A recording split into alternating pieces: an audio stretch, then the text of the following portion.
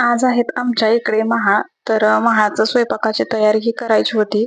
तर आज संडेही होता आणि मुलं जनरली चहा दूध पितात. आमच्या इकडे नाश्ता हा प्रकारच म्हणजे करत नाही. त्यांच्या चहा दूध झालं की दुपारी जेवणच करतात. पण आज स्वयंपाकाला उशीर होईल, त्यांना भूक लागेल म्हणून म्हटलं मग नाश्ताही करून घ्यावा. तर नाश्त्यासाठी मी उपीट बनवते. तर मी आपलं साध्या पद्धतीने अगदी बनवते. तर कढईत तेल गरम करायला ठेवलेलं आहे. शेंगदाणे टाकून घेतले, जिरे टाकून घेतले.